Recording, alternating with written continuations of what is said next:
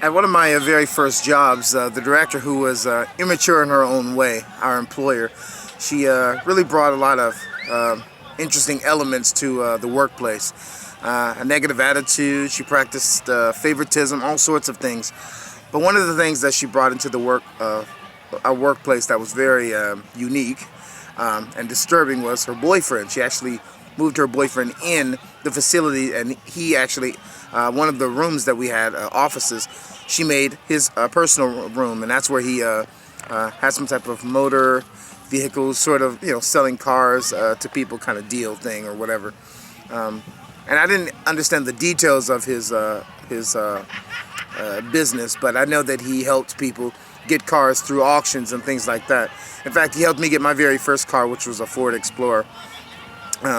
What was interesting is after he joined our facility, and I could tell our director felt very successful because, she made sure she had a nice fancy car, nice fancy look, lifestyle, her nails are always done.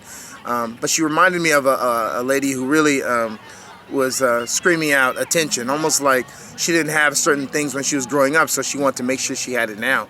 And of course, that boyfriend was one of those elements that I think provided some type of false sense of security. Later on, one of the coworkers that I had admitted that the director's boyfriend actually, went to her house, a coworker's house, and there were times when he actually was trying to pressure her to come outside. He was very attracted to her. He was trying to, ever since he found out where she lived, he would reach out and try to persuade her to come outside and come be close to him, a little bit more intimate. There were even times when we found out, or we heard that as he was helping a customer outside, especially if there were a lady, he was a little too touchy-friendly, a little too flirtatious, but I don't think our director really thought anything of it. It wasn't until later on when I left the job, I found out that the boyfriend was he was registered as a sex offender. And one of my ex-coworkers, who's now a friend of mine, sent me the link, and I actually was able to check for myself and found out it really was true.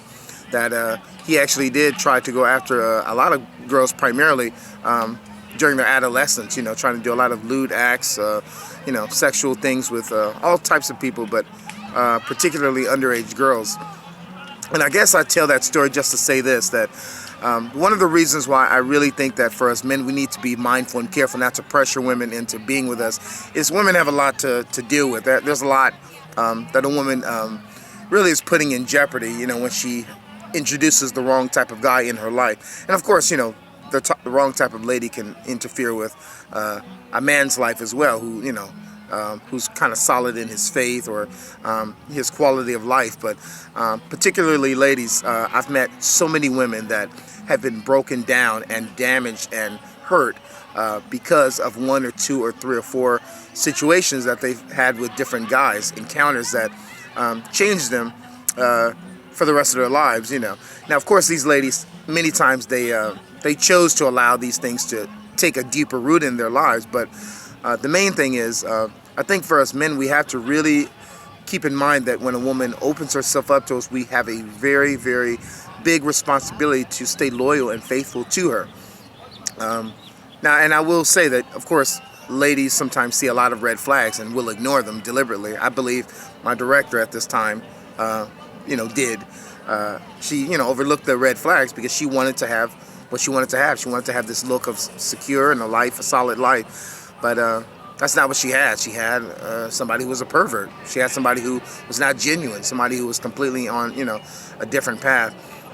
And so, but I just feel like for us men, we want to make sure that we are mindful not to pressure women into being with us. I think ladies have the right to choose who they want to be with, and our job at anything is to put our interest of a lady on the table and let them decide for themselves what they gather from the evidence of how we look, how we act, how we behave, our quality of life, the way we speak, our philosophies on things, our faith. I think a lady, it's her job to decipher and figure out if this is the right fit for her. And so I really want to emphasize to guys, do not push your agenda or your motives or your attraction on any woman. Okay, if a woman has a very broken standard, she's going to suffer for it, unfortunately. But if you mean well, then let's let the lady decide for herself. All right, God bless you guys.